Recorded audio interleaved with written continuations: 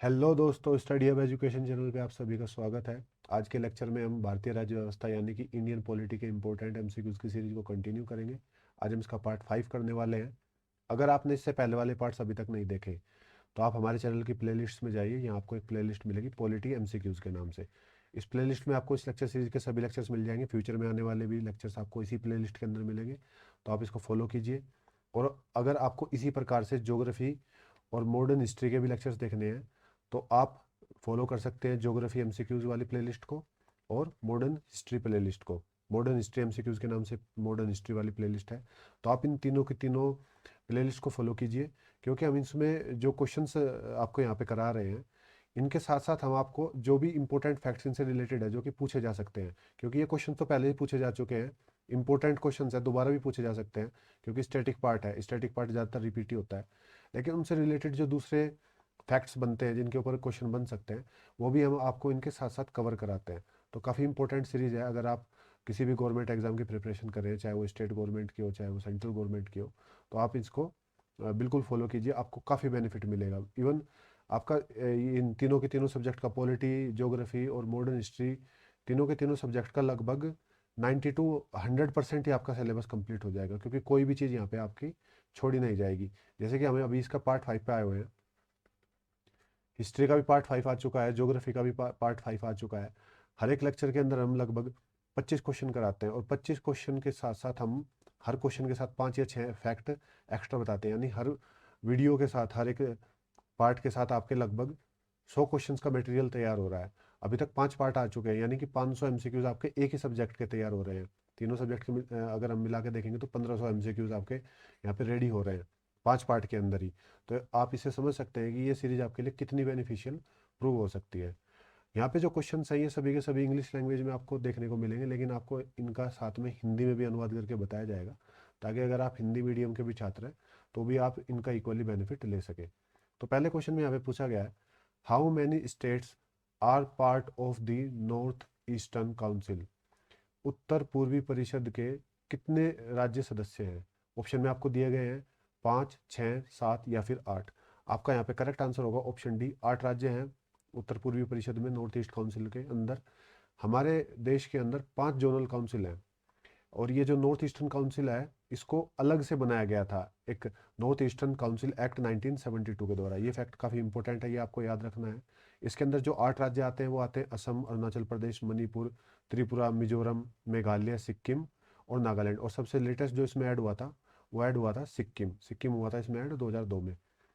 अब जो बाकी 5 काउंसिल हैं, एक तो ये north zone council, northern zonal council है, जिसके अंदर आते हैं हरियाणा, हिमाचल प्रदेश, जम्मू कश्मीर, पंजाब, राजस्थान और दिल्ली यूनियन टेरिटरी और चंडीगढ़ यूनियन टेरिटरी। अब और जैसे ये सभी के सभी आप यहाँ से पढ़ सकते हैं, पांचों के पांचों जोनल काउंसिल मैंने यहाँ पे लिखे हुए हैं, और इनके कौन कौन से स्टेट्स आते हैं वो भी आप यहाँ से पढ़ सकते हैं। आप इनको नोट करके रखिए। आपको इस तरीके से भी एमसीक्यू बना के पूछा जा सकता है। कोई भी आपको एक राज्य दे दिया जाएगा और पूछ लेंगे कि किस जोनल काउंसिल के अंदर ये राज्य आता है, तो वो चीज़ आपको याद रखनी है। अब एक और इम्पोर्टेंट फैक्ट यहाँ से निकल के आता है कि ये जो जोनल काउंसिल होते हैं इनका इसका हेड कौन होता है, जोनल काउंसिल्स का चेयरमैन कौन होता है। तो वो होते हैं हमारे यूनियन होम मिनिस्टर, जो कि हैं अभी अमित शाह। तो ये इसके चेयरमैन हैं इस समय जोनल काउंसिल्स के। अगले क्वेश्चन में पूछा गया है, which article of Indian constitution provides the right to constitutional remedies that allow Indian citizens to stand up for their right against anybody even the government of India. भारतीय संविधान के अंदर वह कौन सा आर्टिकल है जो हमें एक शक्ति प्रदान करता है कि अगर हमारे फंडामेंटल राइट्स, हमारे मौलिक अधिकारों का हनन होता है तो हम उसके अगेंस्ट खड़े हो सकते हैं, हम उनके अगेंस्ट कोर्ट्स में जा सकते हैं, चाहे वो गवर्नमेंट ऑफ इंडिया ही क्यों ना हो। तो यह हमें शक्ति प्रदान करता है हमारा article 32, right to constitutional remedies. अगर हमारे किसी भी मौलिक अधिकार का हनन होता है तो आर्टिकल 32 हमें पावर देता है कि हम डायरेक्टली सुप्रीम कोर्ट अप्रोच कर सकते हैं, इवन हाई कोर्ट भी अप्रोच कर सकते हैं। आर्टिकल 226 हमें पावर देता है। तो दोनों फैक्ट आपको याद रखने हैं। आप अगर किसी भी आपके मौलिक अधिकार का हनन होता है, आप हाई कोर्ट भी जा सकते हैं, आप सुप्रीम कोर्ट भी जा सकते हैं। Even direct supreme court directly किसी केवल इसी केस में हम सुप्रीम कोर्ट डायरेक्टली अप्रोच कर सकते हैं। अदरवाइज पहले हमें डिस्ट्रिक्ट कोर्ट में जाना होता है। अगर कोई दूसरा केस है, जैसे सिविल केस हो गया, क्रिमिनल केस, अदर केस हो गए फंडामेंटल राइट से अलावा, तो उसकी एक हायरार्की है, सीधा सुप्रीम कोर्ट अप्रोच नहीं कर सकते। लेकिन आर्टिकल 32 हमें ये पावर देता है कि अगर मौलिक अधिकार का हमारे किसी भी हनन होता है, किसी का भी हनन होता है, तो हम सुप्रीम कोर्ट डायरेक्टली जा सकते हैं। इवन हाई कोर्ट्स में भी जा सकते हैं। हाई कोर्ट्स के पास भी ये पावर है कि वो रिट इशू कर सकते हैं अगर हमारे किसी मौलिक अधिकार का हनन होता है। तो हाई कोर्ट वाला जो आर्टिकल है वो है 226 और सुप्रीम कोर्ट वाला है 32। और ये जो 32 आर्टिकल है ये हमारा एक मौलिक अधिकार भी है। ये जो आर्टिकल 226 है ये हमारे मौलिक अधिकार में नहीं आता, तो ये डिफरेंस भी आपको यहाँ पे याद रखना है। अगला क्वेश्चन है, what can be the maximum number of member of Lok Sabha. Lok Sabha के मैक्सिमम कितने मेंबर हो सकते हैं? तो यहाँ पे हमारा करेक्ट आंसर होगा ऑप्शन सी 552, 552 मैक्सिमम मेंबर हो सकते हैं लोकसभा के, जिसमें 530 जो चुन के आते हैं वो हमारे राज्यों से चुन के आते हैं जो पूर्ण राज्य हैं, 20 आते हैं यूनियन टेरिटरीज से, और 2 सदस्यों को राष्ट्रपति द्वारा मनोनीत किया जाता है जो कि होंगे एंग्लो इंडियन कम्युनिटी से। एंग्लो इंडियन कम्युनिटी जैसे कि जो फ्रांस के लोग, जो पुर्तगाल के लोग, जो पहले हमारे यहाँ पे आए थे, जो उन्होंने हमारे यहाँ पे कॉलोनीज बनाई, जैसे कि फ्रेंच की कॉलोनी है ये, पौंडीचेरी, गोवा कॉलोनी रही थी इसकी पुर्तगाल की। तो कुछ जो एंग्लो इंडियन यहाँ पे रह गए हैं, अगर राष्ट्रपति को लगता है कि उनकी कम्युनिटी से यहाँ पे इनफ मेंबर नहीं आए हैं चुन के किसी भी लोकसभा में जो उनको रिप्रेजेंट कर सके, तो राष्ट्रपति अपनी तरफ से 2 मेंबर्स को मनोनीत कर सकता है एंग्लो इंडियन कम्युनिटी से। और ये जो लोकसभा की स्ट्रेंथ के बारे में जो आर्टिकल है वो है आर्टिकल 81, जो यही डील करता है कंपोजिशन ऑफ लोकसभा से। तो ये भी एक फैक्ट है, ये भी आपको याद रखना है कि आर्टिकल 81 में लोकसभा की कंपोजिशन के बारे में लिखा हुआ है। अगला क्वेश्चन है, which among the following amendment of constitution of India had accorded precedence of directive principles over fundamental right. देखिए हमारे संविधान के पार्ट 3 है हमारे संविधान का, आर्टिकल 12 से लेकर आर्टिकल 35 तक, इसके अंदर हमारे सभी मौलिक अधिकार है। फिर उसके बाद है पार्ट 4 आता है आर्टिकल 36 से लेकर आर्टिकल 51 तक। इसके अंदर हमारे राज्यों के नीति निर्देशक तत्व यानी कि directive principles of state policy लिखे हुए हैं। अब इस क्वेश्चन में ये पूछा गया है कि किस संविधान के किस अमेंडमेंट में, किस संशोधन में डीपीएसपीज को, राज्य के नीति निर्देशक तत्वों को प्रीसिडेंस दी गई थी फंडामेंटल राइट्स के ऊपर। अब देखिए हमारे, जैसे कि मैंने आपको पीछे बताया कि अगर हमारे किसी भी फंडामेंटल राइट का हनन होता है तो हम सीधे के सीधे सुप्रीम कोर्ट या हाई कोर्ट अप्रोच कर सकते हैं। यानी कि हमारे फंडामेंटल राइट, हमारे मौलिक अधिकार जस्टिसिएबल है, इन्फोर्सेबल है, कोर्ट ऑफ लॉ में इन्फोर्सेबल है। लेकिन जो directive principle of state policies हैं, डीपीएसपीज हैं, ये इन्फोर्सेबल नहीं है। स्टेट एक तरीके से बाध्य नहीं है कि जिसके जो इनके अंदर बातें लिखी हुई हैं पार्ट 4 के अंदर कि वो उसको माने। लेकिन हाँ, वो अपनी नीतियाँ इस तरीके से बनाएगा कि इनकी जो ये जो पार्ट 4 की जो एलिमेंट्स है, जो इसके अंदर लिखी हुई चीज़ें हैं, इनके खिलाफ ना जाए। और जैसे कि आर्टिकल 44 के अंदर लिखा हुआ है यूनिफॉर्म सिविल कोड, जैसे कि समान नागरिक संहिता।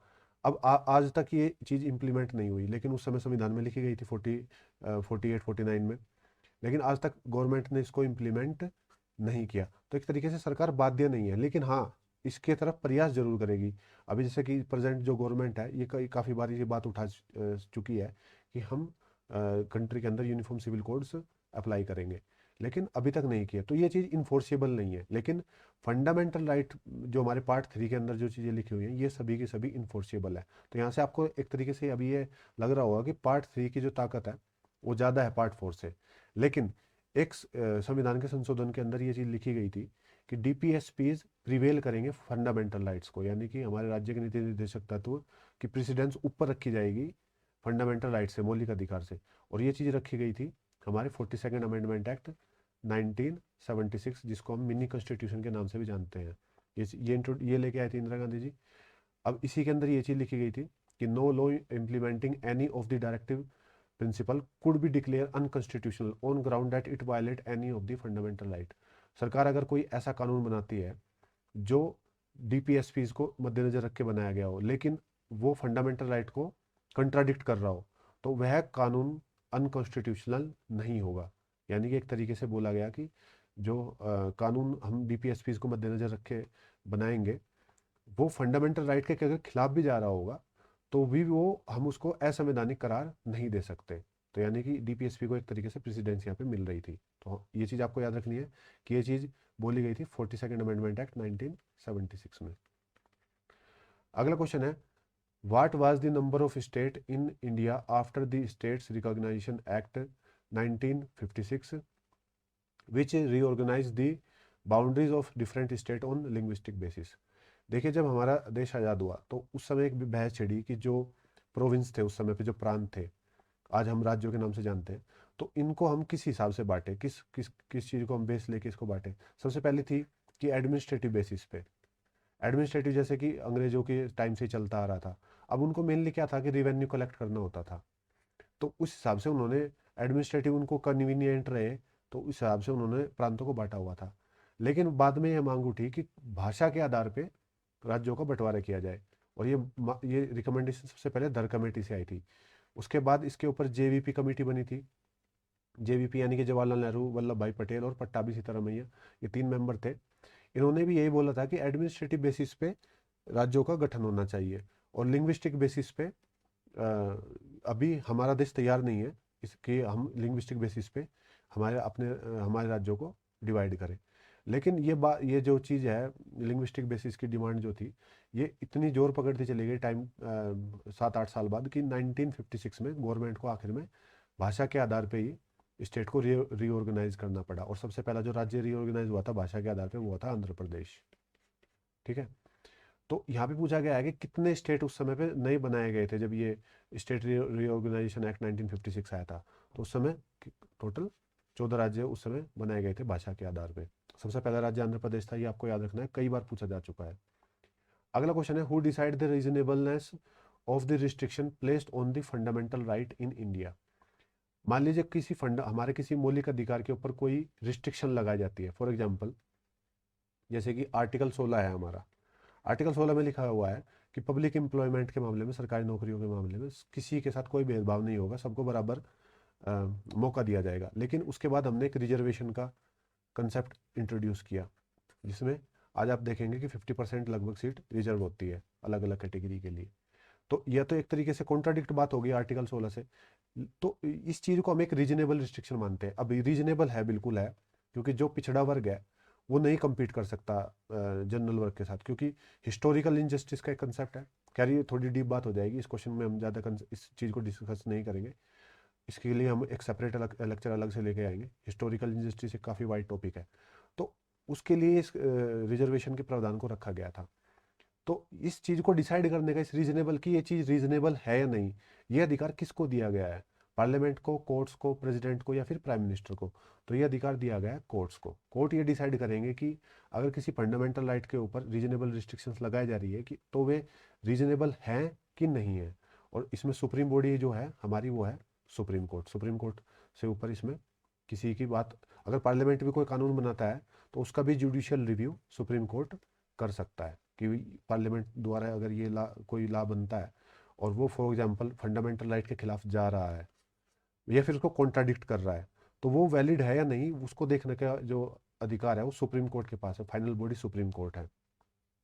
अगला question, in context of our constitution the date of 13 December 1946 is known for which of the following.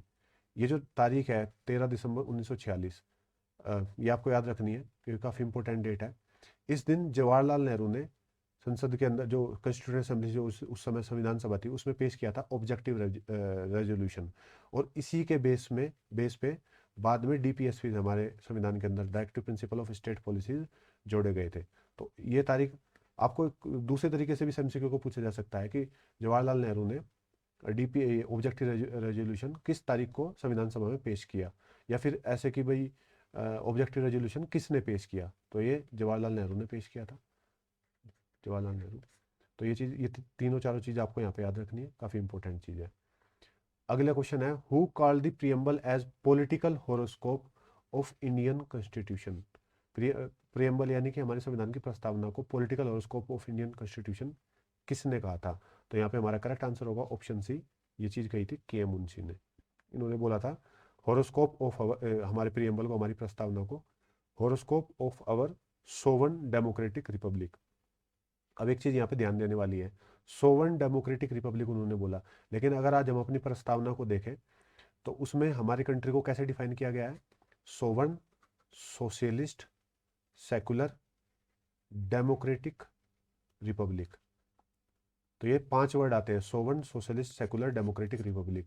उस समय थे सोवन, डेमोक्रेटिक, रिपब्लिक, यानी कि सोशलिस्ट और सेकुलर वर्ड, इन दोनों को बाद में जोड़ा गया था। और ये कब जोड़ा गया था? 42वें संविधान संशोधन 1976 द्वारा। ये काफ़ी इंपॉर्टेंट अमेंडमेंट एक्ट है, इसी वजह से इसको मिनी कॉन्स्टिट्यूशन के नाम से भी जानते हैं। अगला क्वेश्चन है, which among the following is A correct function of public account committee? Public account committee का मेन काम निम्न में से कौन सा होता है? तो मेन काम जो पब्लिक अकाउंट कमेटी का होता है वो होता है, जो क्या है हमारा सीएजी, उसकी जो रिपोर्ट पेश होती है उसको स्क्रूटनाइज करना। और इसको एक तरीके से मतलब कजन ब्रदर बोला जाता है सीएजी का। इसको जो ये हमारी जो पब्लिक अकाउंट कमेटी है, सीएजी पहले रिपोर्ट पेश करता है, फिर वो रिपोर्ट जाती है पीएससी के पास, पब्लिक अकाउंट कमेटी के पास, उसको स्क्रूटनाइज करता है, वो क्वेश्चनिंग करता, पीएससी के पास अधिकार होता है सीएजी के रिपोर्ट को क्वेश्चन करने का। तो उसका फिर सीएजी रिप्लाई करता है कि भाई इस चीज़ को देख के हमने ये ऑब्जर्वेशन निकाली है। अब जब ये दोनों बॉडी सेटिस्फाई हो जाती है, फिर बाद में उसको पार्लियामेंट के अंदर टेबल किया जाता है। तो ये इसका मेन काम आता है पीएससी का। तो यही है हमारे यहाँ पे correct answer, option D, it is a parliamentary committee which scrutinise the report of the CAG. अगला क्वेश्चन है, which of the following parts of Indian constitution has only one article? भारतीय संविधान के किस पार्ट के अंदर केवल एक ही आर्टिकल है? तो वह है हमारा पार्ट 20। पार्ट 20 के अंदर केवल एक ही आर्टिकल आता है, आर्टिकल 368। इस आर्टिकल के अंदर हमारे संविधान के अंदर संशोधन करने की प्रक्रिया लिखी हुई है, अमेंडमेंट करने की प्रक्रिया लिखी हुई है। और ये जो संविधान में संशोधन करने की जो हमने प्रक्रियाएं ली हैं, ये हमने ली है रिपब्लिक ऑफ साउथ अफ्रीका से। तो तीनों चारों ये फैक्ट हैं, आपको याद रखने हैं। अगला क्वेश्चन है, Althing is the national parliament of? Althing किस देश के पार्लियामेंट को बोला जाता है? तो ये बोला जाता है ऑप्शन बी, आइसलैंड के पार्लियामेंट को। और आइसलैंड का पार्लियामेंट जो है वो वर्ल्ड का ओल्डेस्ट फंक्शनरी पार्लियामेंट्री इंस्टीट्यूशन माना जाता है, क्योंकि ये स्टैब्लिश हुआ था 1930 में, और इससे पहले कोई पार्लियामेंट्री इंस्टीट्यूशन स्टैब्लिश नहीं हुआ है। अगला क्वेश्चन है, which of the following is the largest Lok Sabha constituency of India in term of area? क्षेत्रफल की दृष्टि से भारत की सबसे बड़ी लोकसभा सीट कौन सी है? तो ये है हमारी लद्दाख। ऑप्शन बी हमारा यहाँ पे करेक्ट आंसर होगा। लद्दाख सबसे बड़ी लोकसभा कंस्टिट्यूएंसी है, लेकिन पॉपुलेशन बहुत ज़्यादा कम है यहाँ की। अब इसके बाद सेकंड नंबर पे आती है बाड़मेर राजस्थान के अंदर, कच्छ गुजरात के अंदर, और अरुणाचल प्रदेश का एक डिस्ट्रिक्ट है अरुणाचल वेस्ट, और फिर उसके बाद है अरुणाचल ईस्ट। तो ये ज़्यादातर जितने भी एरिया में यहाँ पे ये लिखे हुए हैं, ये एरिया में तो काफ़ी बड़े हैं, लेकिन यहाँ पे पॉपुलेशन बहुत ज़्यादा कम है। लेकिन अगर पॉपुलेशन के वाइज मतलब या फिर वोटर्स वाइज अगर हम देखें, तो सबसे बड़ी कंस्टिट्यूएंसी है मलकाजगिरी लोकसभा टेरिटरी, जो भी लोकसभा कंस्टिट्यूएंसी जो कि है आंध्र प्रदेश के अंदर। और इसके अंदर कितने वोटर हैं? 29,53,915। अगला क्वेश्चन है, which of the following is the ultimate defender and guarantor of the fundamental right in India? मैंने आपको पीछे बता दिया कि आर्टिकल 32 में हमें पावर दी गई है कि अगर हमारे किसी भी मौलिक अधिकार का हनन होता है तो हम सीधा सुप्रीम कोर्ट मूव कर सकते हैं। तो अल्टीमेट डिफेंडर हमारे फंडामेंटल राइट्स का होता है सुप्रीम कोर्ट। ऑप्शन ए हमारा यहाँ पे करेक्ट आंसर होगा। अगला क्वेश्चन है, what are dilatory motion in context with the procedure in parliament? Parliament के प्रोसीजर में डायलेटरी मोशन किसको बोलते हैं? ये मोशन तब इंट्रोड्यूस किया जाता है अगर किसी बिल के ऊपर जब बहस चल रही होती है, किसी भी बिल के ऊपर मान लीजिए बहस चल रही है, उसको एडजन करना है या फिर डिले करना है, तो उस मोशन को बोलते हैं हम डायलेटरी मोशन। तो ऑप्शन सी हमारा यहाँ पे करेक्ट आंसर होगा। अगला क्वेश्चन है, which act during British India provided financial grant for encouragement of Indian literature and promotion of science? Indian literature को, इंडियन साहित्य को प्रमोट करने के लिए और साइंस को प्रमोट करने के लिए निम्न में से किस गवर्नमेंट ऑफ इंडिया या फिर चार्टर एक्ट को जाना जाता है? तो ये जाना जाता है हमारे चार्टर एक्ट ऑफ 1813 को। इस एक्ट में एक तो जो ब्रिटिश जो फॉरेन मिशनरीज थे, चाहे वो यूरोप की किसी भी कंट्री से हो, उनको भारत में प्रोपोगेट करने की अपने रिलीजन को ये परमिशन दे दी गई थी। उसके साथ एक प्रावधान भी किया गया था कि हर साल 1,000 रुपये दिए जाएंगे स्पेसिफिकली दो पर्पज़ के लिए। पहला पर्पज़ होगा कि जो नेटिव लैंग्वेजेस हैं इंडिया की उसको बढ़ावा दिया जाए, और जो इंडियन लिटरेचर है, इंडियन साहित्य है, उसको रिवाइव किया जाए। और दूसरी चीज़ कि जो साइंटिफिक टेम्पर है इंडियंस के अमंग, उसको प्रमोट किया जाए, यानी कि साइंस की शिक्षा दी जाए भारतीयों को। अगला क्वेश्चन है, which of the following statement is incorrect about the government of India act 1935। Government of India act 1935 के संबंध में निम्न में से कौन सा एक कथन गलत है? तो पहला यहाँ पे दिया है it introduce dyarchy at central level, ये बात बिल्कुल ठीक है। It propose to set up an all India federation, federation के बहुत ज़्यादा तत्व इसके अंदर थे। कुछ पावर डिवाइड भी की गई थी सेंटर और स्टेट के बीच में, तो ऑल इंडिया फेडरेशन की भी स्थापना इसमें बोली गई थी। तो ये बात बिल्कुल ठीक है कि भारत को इस तरीके से इस्टेब्लिश किया जाए कि एक फेडरेशन की तरह काम करे। अगली चीज़ है it established A central federal bank. Central federal bank जो आज आरबीआई के नाम से हम जिसको जानते हैं, ये भी इंट्रोड्यूस किया गया था। और इन्होंने एक फेडरल कोर्ट भी इंट्रोड्यूस किया था जो बाद में जाकर सुप्रीम कोर्ट बना। It separated provincial budget from central budget, ये चीज़ यहाँ पे गलत है क्योंकि ये चीज़ जो की गई थी वो गवर्नमेंट ऑफ इंडिया एक्ट 1919 में की गई थी। तो यहाँ पे हमारा जो करेक्ट आंसर होगा इस क्वेश्चन का वो होगा ऑप्शन डी, क्योंकि ये स्टेटमेंट गलत है। Separation of provincial budget from central budget was done in government of India act 1919। अगला क्वेश्चन है in which of the following circumstances the speaker and deputy speaker of Lok Sabha have to vacate their seat their office. अब किस परिस्थिति में लोकसभा के speaker या deputy speaker को अपना पद खाली करना पड़ेगा? ऑप्शन में दिए गए हैं at wish of the president, अगर प्रेसिडेंट चाहे तो, when ruling party loses confidence, जब रूलिंग पार्टी अपना कॉन्फिडेंस मतलब अल्पमत में आ जाए, when they are no longer member of parliament, अगर ये स्पीकर और डिप्टी स्पीकर अब पार्लियामेंट के मेंबर नहीं हैं, और अगली चीज दी हुई है immediately after dissolution of Lok Sabha, Lok Sabha के जब लोकसभा डिसोल्व हो जाती है, उसका कार्यकाल खत्म हो जाता है, उसके तुरंत बाद। तो हमारे यहाँ पे बिल्कुल जो करेक्ट बिल्कुल अप्रोप्रिएट आंसर है वो है ऑप्शन सी। अगर कोई सदस्य है लोकसभा, अगर कोई भी मेंबर लोकसभा का मेंबर नहीं है तो वो बन ही नहीं सकता स्पीकर या फिर डिप्टी स्पीकर, क्योंकि जो स्पीकर का चुनाव होता है वो सभी जो सांसद एमपी चुन के आते हैं, ये अपने में से एक सदस्य को स्पीकर चुनते हैं। अगर वो मेंबर ऑफ पार्लियामेंट ही नहीं होगा तो वो स्पीकर और डिप्टी स्पीकर बन ही नहीं सकता। तो ऑप्शन सी हमारे यहाँ पे मोस्ट एक्यूरेट आंसर है। अगला क्वेश्चन है which act gave recognition to the portfolio system introduce by Lord Canning in 1859। Lord Canning ने, जो कि हमारे भारत के पहले वाइसरॉय थे, क्योंकि 1858 एक्ट द्वारा गवर्नर जनरल की पोस्ट को एक स्क्रैप कर दिया गया था और उसकी जगह पे वाइसरॉय की पोस्ट को इंट्रोड्यूस किया गया था। तो लॉर्ड कैनिंग सबसे पहले वाइसरॉय बने थे।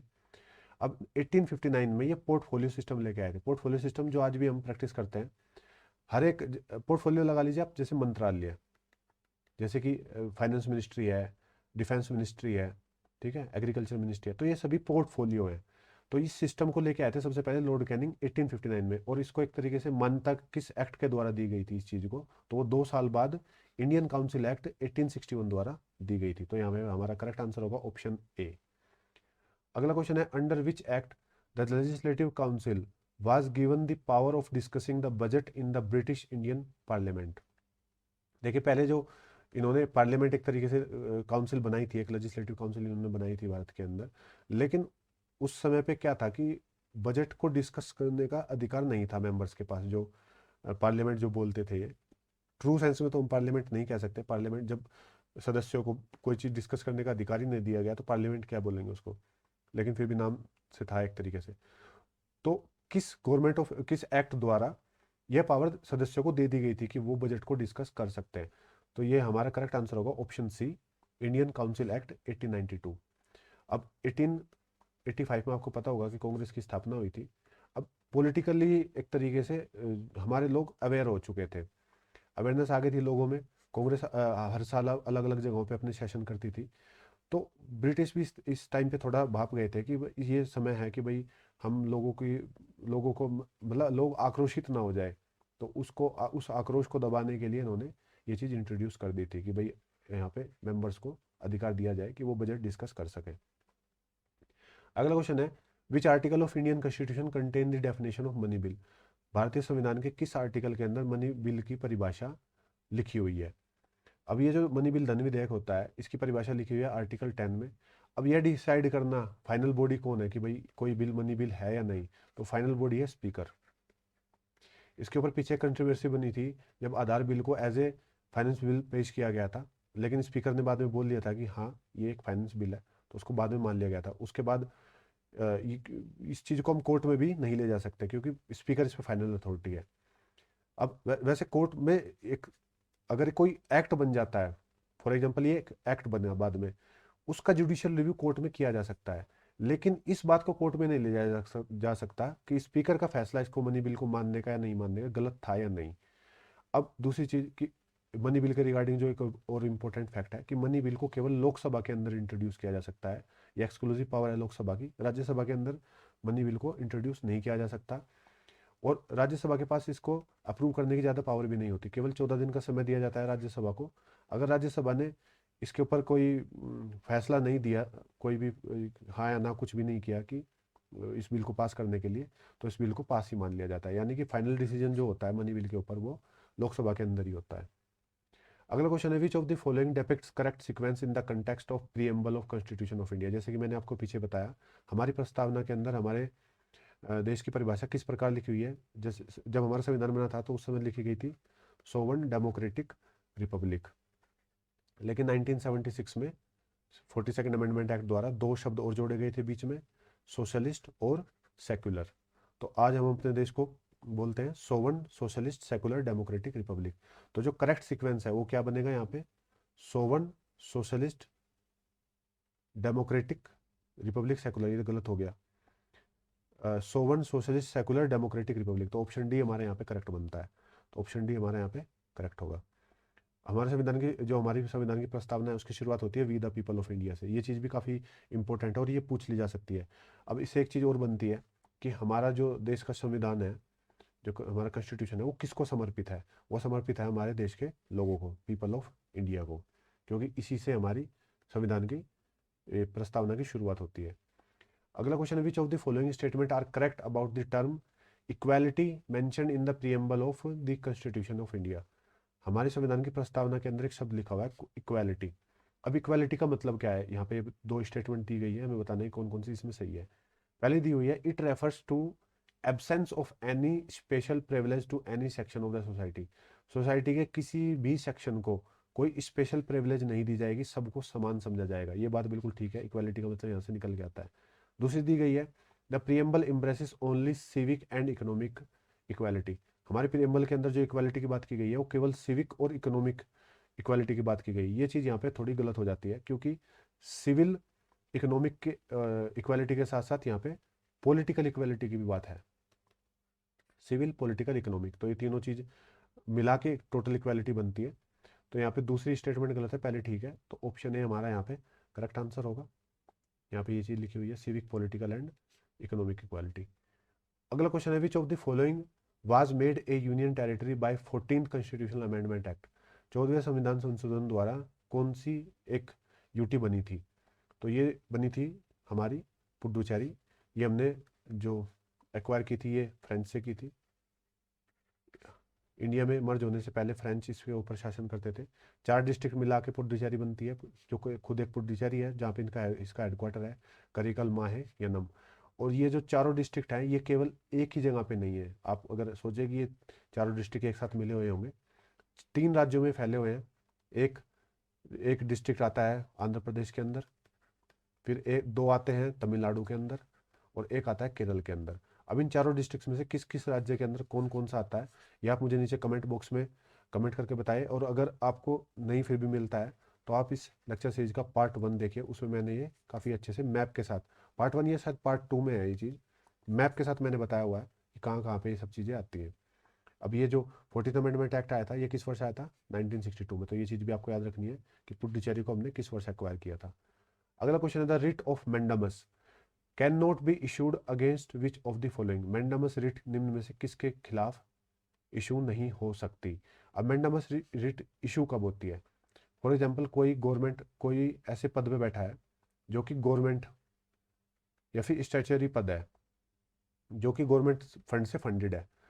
अब उस पद पे अगर गवर्नमेंट ने किसी व्यक्ति को बिठाया है तो उसको काम जो दिया गया है पब्लिक की सेवा करने का, उसको वो नकार नहीं सकता। फॉर एग्जाम्पल मैं अगर आपको बताऊं कि अगर इंडियन रेलवे ने किसी एम्प्लॉय को अपॉइंट किया है टिकट खिड़की के ऊपर, अब कोई आदमी आए वहाँ पे कि भाई टिकट देना, फलानी जगह का मुझे टिकट दो, तो वह एम्प्लॉय उस आदमी को उस टिकट देने से मना नहीं कर सकता, क्योंकि वो गवर्नमेंट फंडेड एक पोस्ट है।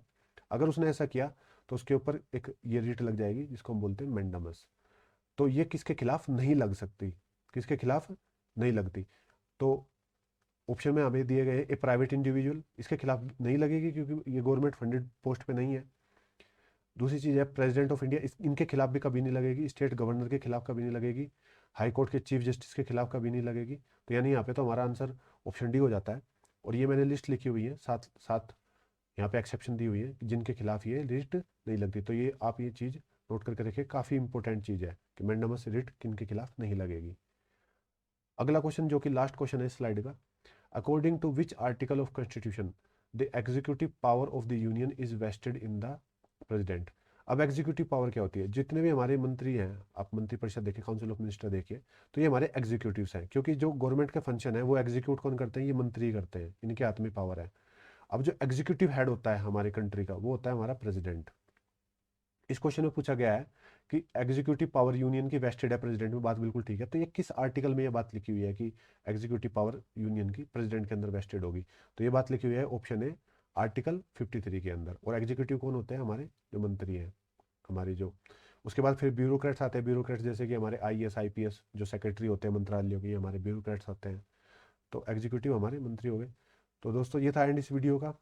पार्ट 5 हमारा यहाँ पे एंड होता है। पार्ट 6 लेके मैं जल्दी आऊँगा आपके लिए।